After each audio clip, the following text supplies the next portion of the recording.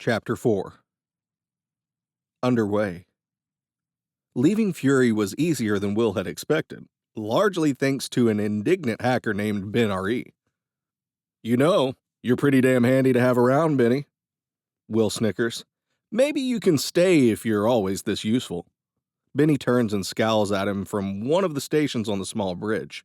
He's only been on the ship an hour, but the station has already been disassembled and rebuilt to suit the diminutive Braylak's needs. It's your fault I'm here, you idiot. I had a good thing going on down there, and you and your goon squad screwed it up. Benny swivels around in his chair. Why would I want to be with you anyway? While Benny was ranting, Zephyr and Maxim have arrived onto the bridge. We saw your place. This, such as it is an improvement. Zephyr spreads her hands expansively. Benny glowers at her. It was my own place. I had clients that paid well. Those caches don't come pre-stocked, you know. It cost a fortune to set up and secure each one. Plus, what about my clients? They depend on me. Zephyr looks him in the eyes. They depend on you for illegal hacking. I'm sure they'll find another hacker. Growling and jumping off his chair, Benny storms off the bridge. Whatever. Maxim turns to Will. What's his problem? This ship needs some work, but it's not even a competition. His workshop was a pile of crap. Will walks over to one of the auxiliary stations and inputs some commands into it. A Peacekeeper intel file appears on the screen. Ben R.E.'s. You'll get used to Benny. He's a Braylak. They're all like that acerbic little assholes. But they're amazing with technology, like crazy amazing. Like Tony Stark amazing. Rumor has it they've all got tech embedded into their brains at birth to help them operate computers faster. Something about near-field communications or something. So, we'll live with them. The file vanishes to be replaced with the default view of the starfield at FTL. We've got a few days travel time ahead of us. You two might as well go get all your stuff sorted out and put away. Zephyr leans over to Maxim. Who's Tony Stark? Your guess is as good as mine. As they walk to the hatch leading out of the bridge, Zephyr turns around. We'll be in the cargo hold if you need us. Will waves one hand distractedly. Walking down the main corridor of the ship, Maxim lets out a low whistle. Who'd have guessed this is where we'd end up? Zephyr looks up at him, then gets on her tiptoes and plants a light kiss on his cheek. At least we're together. And yeah, I thought we'd die in a Partherian labor camp. But now here we are. Adopted crew on a warship owned by a crazy human of all things. Strange times for sure. They cross through the main crew lounge, stopping in front of the hatch that leads to the upper section of the cargo hold. What should we do about the GC and the Peacekeepers? They're still plotting to take over some of the unaffiliated systems. Zephyr opens the hatch, letting Maxim through. I don't know. We'll have to try and convince Will to do something. What that something is, though, I don't know. What can two Peacekeepers, a Braylak and a human of all things, hope to do against the GC? The big Pelorian nods. Do humans have any superpowers? As they take the stairs to the main cargo hold, he adds, It would definitely seem like we have no options. No one would believe us if we went public, especially after escaping Partherian custody and being disavowed by the Peacekeepers. They reached the pile of stuff they had brought, bags and boxes of clothing and equipment, also weapons. Zephyr pulls a pulse rifle out of a box, examining it. You know, this is almost as good as the one I had in the service. Who'd have guessed? Maxim looks at her and her weapon. Then he pulls a large, multi-barreled weapon out of its box. I can't wait to use this, he grins. Putting down her rifle, Zephyr walks over to a corner of the hold and grabs a hover sled. Here, let's put all the weapons and tech on this and take it to the staging room. They quickly load the sled, then just as quickly leave for their quarters. 30 minutes later, looking a little disheveled, the two Pelorians come back to the hold and guide their grav sled through the ship back to the staging room turned armory that sits between the two airlocks on the forward section of the ship. Looking at one particular box, Zephyr nudges Maxim. He's really going to freak when he sees what's in there. Maxim nods. I can't wait. Upgrades. The engineering space of the Ghost isn't somewhere Will visits often. Not only is this a testament to the engineering prowess of the Ankaran shipyards, but also of how little knowledge he has about most of the stuff in there. Whenever the computer has indicated a problem, he simply paid to have a trustworthy shipyard work on the problem. This isn't the most cost-effective solution, but Will hasn't yet met an engineer he liked enough to let live on his ship. As it is, the sudden addition of 3 new crew members is having unexpected side effects. For starters, his habit of walking around in his boxers had to come to a screeching halt the day Benny saw him and fell into an uncontrollable fit of laughter for nearly 10 minutes. But Will's in the engineering space now, looking around while listening to Benny prattle on about something he'd done to the computer to improve the efficiency of something. The details lost in the noise coming from the computer access crawlspace. The main processor core is also located in the engineering area, making it almost impossible to hear anything. "You did what?" Will kneels down and shouts, then falls back with a yelp as a small green face is suddenly an inch from his. "I said," and Benny crawls out of the access and replaces the cover, "that I was able to adjust some of the learning protocols as well as some of the... Are you listening?" Will is standing there, his eyes not focused on anything. Certainly not focused on Benny and his explanation. "What? Oh, sorry, no. No, I wasn't. Give me the short version, please." Will hands Benny a power tool to secure the access cover. "The computer can react faster to what's happening now. It'll learn faster from experience and is a tad more sentient." Benny has been in the engineering space for hours. Will's not sure if that's good or bad. "Oh, okay then. Was that what you wanted to talk to me about? Nice work, by the way." Will starts moving toward the hatchway. "Well, no. I could have sent you a report on these upgrades, or just not told you, since I doubt you'd have caught on anyway. I wanted to inform you that if I'm gonna be here on the ship, we should get a few things straight. Namely, my role, my pay, and, more importantly, my shopping list. The computer lab, if that's what you'd call it, which I wouldn't, is so weak. Are those computers from your planet or something? I've seen more power in kids' toys."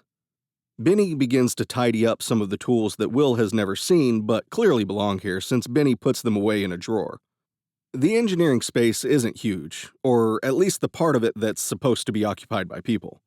There's a main engineering systems diagram against one wall, a multi-function table-cum-work area in the middle of the room, and 2 identical configurable workstations over by the engine. The engine itself is a massive, well, good size, reactor mounted at the back of the chamber. Will is thankful that the entire system is largely automated.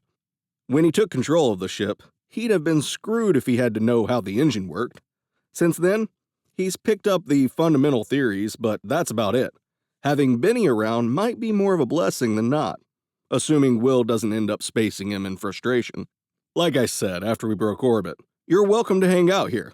I think having someone with your skills might be a huge win for us. As far as anything else goes, there aren't much in the way of roles here. It's my ship, my rules, and you and the Pelorians are crew. If that's not okay, then after we're done, I'll drop you off anywhere you like, so long as I'm already going there. And as for pay, well, here's the offer the other 2 are getting. Take it or leave it. 15% of whatever we make from any job we do." Will holds up a hand when Benny's mouth opens wider than Will would have thought possible for a Braylak. "The ship account gets 35%, and I get 20%. That's how it works. Close your maw, your teeth are freaking me out. Again, you can take it or leave it." Benny closes his mouth and Will can see him thinking it over. Then, slowly, he nods. "Good. Last thing, your shopping list. Let me see it if you're gonna be here and be useful. I understand you need gear, and we'll get what we can. No promises on everything, but we'll see. Fair?" Will stands up and heads over to the hatch, slowing just enough to let Benny answer. "Fine. Sounds fair." "Then welcome to my crew," Will shouts as he exits engineering into the main crew space. Settling in. When Will walks out of engineering, Maxim is sitting in the crew area with a fully disassembled pulse rifle on the coffee table. Having fun with your new toys? Will asks. Maxim doesn't look up from his desk. Yes, it feels good to have equipment to work on, thank you, he adds. Don't mention it. Will falls into a seat opposite the big ex-peacekeeper. Where's your girlfriend? The big Pelorian finally looks up from his desk, making a low kind of growling sound. Zephyr is on the bridge. He looks back down at his rifle. Will looks up at the ceiling. Computer, please have Zephyr and Benny join us in the lounge. Sure thing, Captain, comes the reply. It's the same voice Will had heard since he first got the ghost. But now it has personality? What was that now? Will is looking around. Maxim looks up and shrugs. That's new. Computer, are you working properly? I am functioning at 100% efficiency. All ship systems are normal. Why do you ask? This is getting weird, thinks Will. At that moment, Benny comes in from the engineering space. Pretty cool, huh? Like I was telling you before, I upgraded the learning algorithms and sentience protocols. You told me about this? Will looks at Maxim, who's still looking at him, and who shrugs again before looking back down at the rifle. Benny sighs and drops his tiny frame into the chair next to Will. Yes, I told you about this. Then you got this goofy, well, goofier than normal look on your face, and kinda zoned out. Then I think you changed the subject, sir. Benny gives a fist-pounding salute of some sort, or at least Will assumes that's what it's supposed to be. Okay, 1, never do that again. Whatever that is again. Geez, dude, you look like a green Nazi. 2, do you mean the computer's smarter, more interactive? Will is leaning forward, interested. Like, is the computer alive now? Benny almost falls out of the chair from the convulsions he's suffering, laughing as hard as he is. Oh, gods, I can't breathe. Is it alive? Yes, you dumb. What are you again? Whatever, doesn't matter. No, it isn't alive. It's just slightly more interactive now, has a rudimentary intelligence. Oh, well, that's good, I guess. Kind of a letdown, but whatever, cool. Will is a bit red, he mumbles. I was going to call it Jarvis. What's all the laughing about? Zephyr asks, coming in from the corridor connecting the bridge to the main body of the ship. She pushes Maxim over and slides in beside him at the kitchen table. Then she pulls out her own pulse pistol and starts breaking it down. Benny, in between deep breaths, wheezes, Will, thought I made the ship's computer into an AI. She looks from Benny to Will. Really? Will just shrugs. Okay, look, whatever, the ship isn't a super cool, super smart AI. It's just a little more personable. That's fine, whatever, moving on. He walks over to a wall-mounted display and brings up an admittedly crude drawing of the team.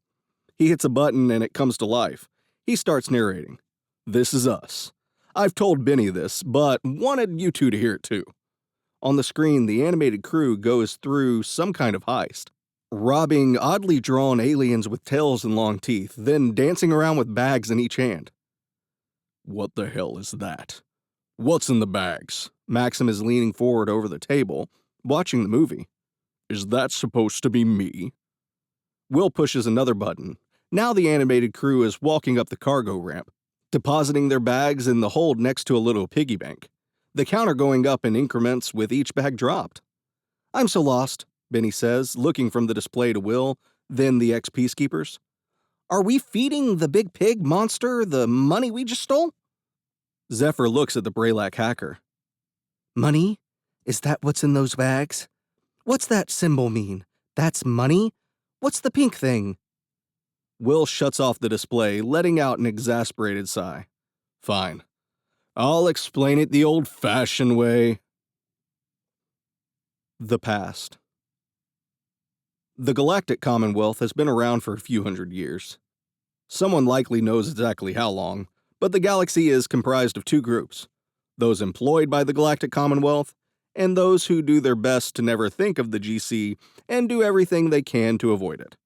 Technically, there's also a third group, those who resist the GC, remaining independent, but this group gets smaller every year. The GC is made up of dues-paying star systems, spanning right across the sector. Dues are mainly used to fund trade programs, pay the peacekeepers to police the sector, and other things along those lines. Typical government concerns only on a galactic scale. The planet Tarsus is the home of the GC, rich and opulent, or proud and snooty, depending on who you ask. Tarsus has spent hundreds of years being the center of the sector, the shining light of justice, government, and, to some, society, where the Pelorians are robust and aggressive, the perfect species for galactic cops. The Tarsi are the perfect bureaucrats. They're only a meter tall, olive in color, and stand on four legs with antennae protruding from their bald heads. They're preternaturally calm at all times and love to argue. Their size has usually, at least until the last few hundred years, made them victims of other larger species. As a result, they rarely leave Tarsus, preferring to exert their considerable power over the rest of the sector via their police force and army, the Peacekeepers. Why leave your comfy, luxurious world, after all, when you have the strongest army in all of space at your disposal? For most, the GC is just an annoyance which takes some of their taxes. They'll never visit Tarsus and never, if they're lucky, have a run-in with the Peacekeepers.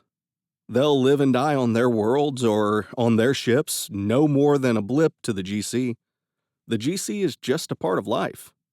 Unless, that is, you're one of the free systems. Systems with enough money, power, and allies not to need what the GC has to offer. Fewer and fewer systems like this exist. The GC, while espousing peace and goodwill among all, hates these gaps in its influence. While there are worlds like Fury which the GC doesn't want to waste the resources needed to rule them, there are other more attractive worlds and systems that the Tarsi want nothing more than to control. Possibly the only benefit that everyone agrees the GC can offer is their protection of underdeveloped planets. Long ago, the GC realized that races who haven't yet left their planet's orbit, let alone their star system, are at significant risk of exploitation, easily preyed on by pirates, slavers, and conmen. After a few races were wiped out in this way and their planets looted, the GC realized that it had to step in. Now, when new races are discovered, their entire star system is put under protected status. That status is enforced by the Peacekeepers, who randomly patrol protected systems. Their protection is strongest around the orbit of any inhabited planets, but extends to the system as a whole. Vessels caught within protected systems are shown no mercy. If they fight, they are destroyed. If they surrender, their ships are impounded and their crews imprisoned. No mercy, no exceptions. This is the only way the GC has found to protect these burgeoning systems and their delicate populations. Other punishments the GC had tried were sometimes deemed worth the risk, as the potential payoffs could be huge. Earth was discovered by a scientific exploration team chasing a comet.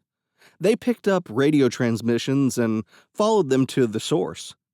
This was in the mid-60s, when Earth was first putting things and men into orbit and on the moon. As soon as they discovered Earth, the team put in a call into Peacekeeper Command, registering the location of the system. From that moment on, the entire Sol system has been off-limits to everyone. This will continue until the GC lifts the ban, or occupants of the system venture far enough out to make contact. After that, Peacekeeper patrols have only ever caught 2 ships trespassing near Earth. Both were pirates, hoping to loot some treasures from a protected world. Both were punished, severely. No other ships have been found in the system. The Reaper and her captain knew better than their unlucky counterparts, staying in the outer planet's orbits, where the Peacekeepers were less likely to scan, or observe ships coming and going. It helped that Lanksham only used the system to hide or wait for meetings, and that is exactly how he found Wil.